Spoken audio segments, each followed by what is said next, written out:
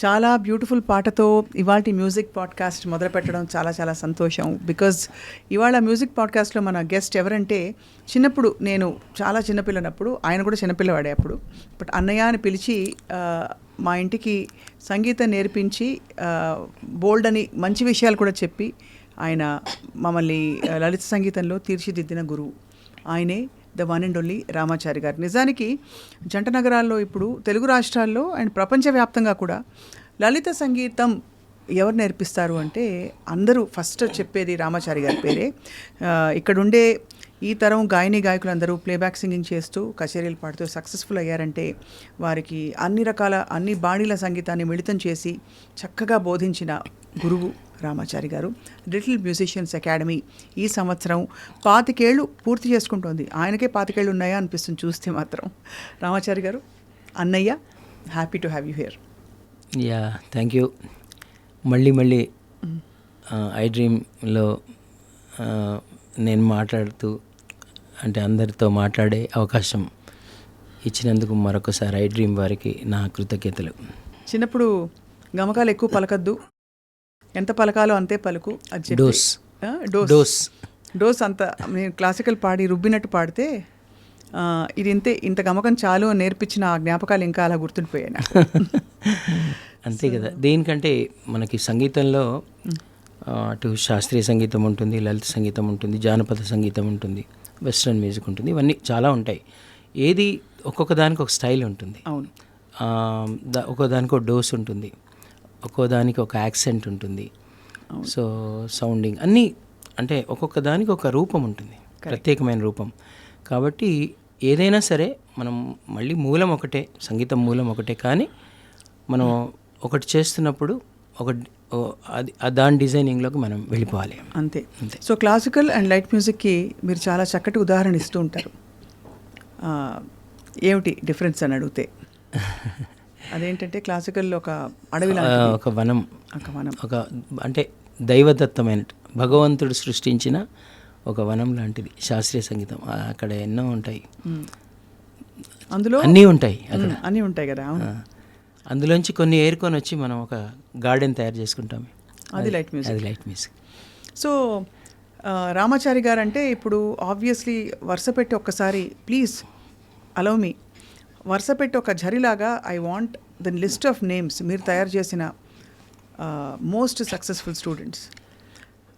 ఎందుకు అడుగుతున్నానంటే మీ ఇంపాక్ట్ ఎంత ఉందో సంగీతంపై, తెలుగు చిత్ర పరిశ్రమపై, అది అందరికీ ఒక్కసారి తెలియాలి, ఒక 2 లైన్లలో ముందు తెలియాలి. అంటే నేను ఒక్క పేరు మర్చిపోయినా బాగుండదు, కానీ నేను చెప్తాను, పోనీ మర్చిపోయినా క్షమించండి అనే డిస్క్లైమర్ ఇచ్చేస్తాను నేనే. ఎలా చెప్పాను ఇప్పుడు? ఫస్ట్ తరం మనకి దీపు, ఇర్ఫాన్, కృష్ణ చైతన్య, అలాగే అంటే ఇప్పుడు ప్లేబ్యాక్ సింగర్స్ చెప్తాను ముఖ్యంగా. ఇంకా వేరే గురువులు కూడా అయ్యారు. తర్వాత మనకి గీతా మాధురి, ప్రణవి, రమ్య బెహ్రా, పర్ణిక, సత్యయామిని, దామిని, నూతన, Soni, Saketh, of course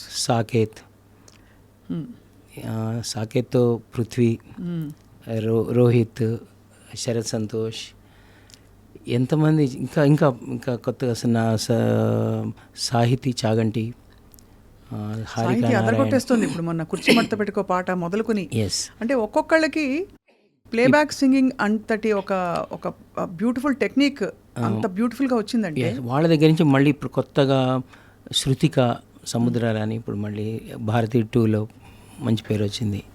so ఇలా చాలామంది పాడుతున్నారు. మొహమ్మద్ ఇర్ఫాన్ అలీ అని బాలీవుడ్లో పాడుతున్నాడు. సో అనిరుద్ సుస్వరం, ఇంకా అలా చెప్పుకుంటూ వెళ్తే చాలా పేర్లు ఉంటాయి.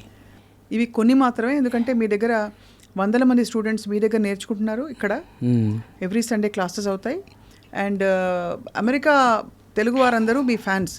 అమెరికా అంటే గుర్తొచ్చింది, ఇప్పుడు పెళ్లి చేసుకుని అమెరికాలో ఉన్న పిల్లలు కూడా అక్కడ లైక్ సరస్వతి, నాగ సాహితి, ఇక్కడ శ్రీ సౌమ్య వారణాసి, వీళ్ళందరూ కూడా మంచి గురువులు అయ్యారు.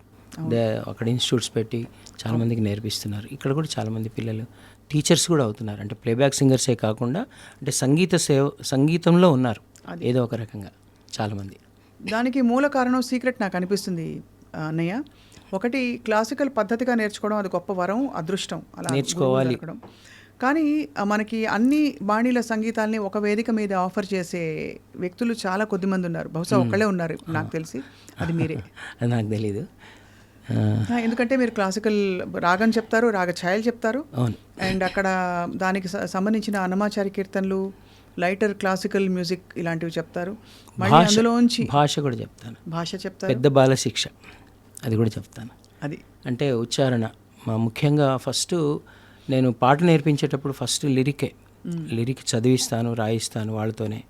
ప్రతి పదం యొక్క మీనింగ్ చెప్తాను, అక్షరం ఎలా ఉచ్చరించాలి, అక్షరం, ద్విత్వాక్షరం, సంయుక్తాక్షరం, సంశ్లేషాక్షరం, ఇవన్నీ కూడా నేర్పిస్తాను. ఎంత రేర్, అంతటి ఒక సంపదన ఒక చోట దొరకడం అన్నది. అండ్ వాటితో పాటు మీరు ఫిల్మ్ సింగింగ్ ఎలా ఉండాలి, ఫిల్మ్ సింగింగ్లో ఉండే మెళకువలేంటి, అవి కూడా చాలా అందంగా చెప్పిస్తారు. అంతే, బాగా పాడాలి కదా. మరి ఎక్కడికి వెళ్ళినా ఇప్పుడు తల్లిదండ్రులకి గురువులకి ఆ పిల్లలు మంచి పేరు తెచ్చుకుంటుంటే అదే కోరుకుంటారు. అవును, ఇంకా దేనికైనా ఇంకేదైనా దానికంటే తక్కువే. సో అలా వాళ్ళని కడిగిన ముత్యాల్లాగా అటు తల్లిదండ్రులు గురువులు ఇద్దరే తీర్చిదిద్దుతారు డెఫినెట్గా. సో చాలా మేము అందరం చాలా అదృష్టం చేసుకున్నాం to have you among us and with so much of understanding. And ఎలాంటి వాల్యూస్ అండ్ ఎలాంటి హ్యాబిట్స్, మేనర్స్ మీరు నేర్పిస్తారో కూడా నేను ప్రత్యక్షంగా చూశాను.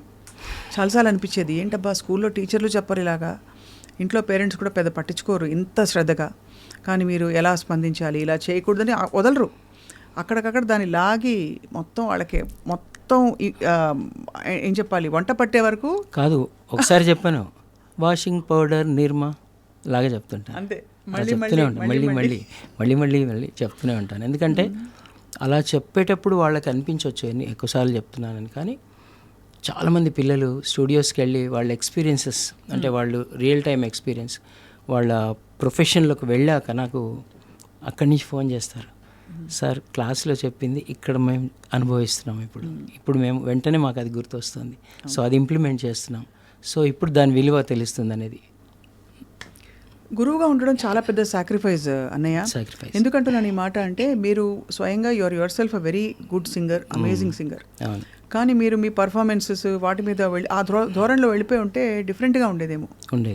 అంటే నేను పాడుతా తీయగాలో పాడిన తర్వాత నాకు మంచి పేరు వచ్చింది. అంటే first I should thank Akashvani, all India రేడియోలో పాడేవాడిని నేను. బాలానందం, బాల వినోదం, అమ్మగారు అక్కడే పరిచయం, నాన్నగారు, అమ్మగారు అందరూ వాళ్ళు అసలు అక్కయ్య గారు, రేడియో అక్కయ్య గారు, జానకి రాణి గారు, వీళ్ళందరూ నన్ను ఫస్ట్ ఆదరించిన వాళ్ళు. దాని తర్వాత దూరదర్శన్ తర్వాత పాడుతా తీగ తర్వాత మంచి పేరు వచ్చింది.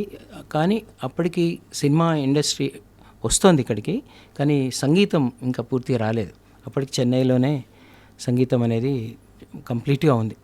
సో నేను అక్కడికి వెళ్తే నేను ఎక్కడైనా ఒక మ్యూజిక్ డైరెక్టర్ గారికి అసిస్టెంట్గా నేను చేరి ఉంటే ఏమో చెప్పలేం, కొన్ని పాటలు పాడేవాడినేమో, మ్యూజిక్ డైరెక్టర్ అయ్యేవాడినేమో. కానీ వెళ్ళలేకపోయాను. ఇప్పుడు వెళ్ళలేకపోవడానికి కారణాలు అంటే ఏంటి, పరిస్థితులా లేక? పరిస్థితులే. నేను పెద్దవాడిని ఇంటికి, రైట్. నాన్నగారికి అప్పటికే ఆరోగ్యం బాగా క్షీణించింది, నాకు మ్యారేజ్ కూడా అయింది, సాకేత్ కూడా పుట్టాడు నేను పాడతా తీగ పాడినప్పటికీ. ఇంకా అందుకే నేను నా మీదే కంప్లీట్గా నేను ఉద్యోగం చేసేవాడిని ఆల్ సైన్స్ హై స్కూల్లో. మిస్సెస్ కూడా ఉద్యోగం చేసేది. సో మా ఇద్దరు ఉద్యోగాలతోనే పెద్ద ఫ్యామిలీ మాది, బిగ్ ఫ్యామిలీ.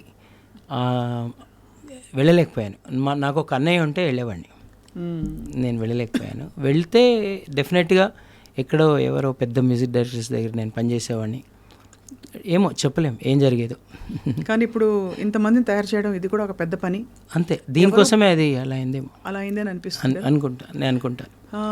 అంటే కీరవాణి గారు, చాలామంది, బాలు గారు, మీరు పూనుకున్న పద్ధతి అంటే ఈ కార్యక్రమంలో, ఈ యజ్ఞంలో అంటే మంచి గాయకులు విత్ కంప్లీట్ అండర్స్టాండింగ్ తయారు చేయాలన్నది, అది చాలా అప్రిషియేట్ చేశారు పెద్ద పెద్ద వాళ్ళని. అవును, అయ్యో వాళ్ళ సపోర్ట్, ట్రిమెండస్ సపోర్ట్ నాకు. మొత్తం ఇండస్ట్రీ అంతా, నాకు అసలు చాలామంది అంటారు మీరు ఎందుకు పాజిటివ్గా మాట్లాడతారంటే, నాకు అసలు మాట్లాడడానికి నెగిటివ్ లేదు. ఎందుకంటే అందరూ నన్ను ఎంకరేజ్ చేశారు. ఎందుకంటే నేను చేసే పని దాన్ని ఎవరు వ్యతిరేకించలేదు.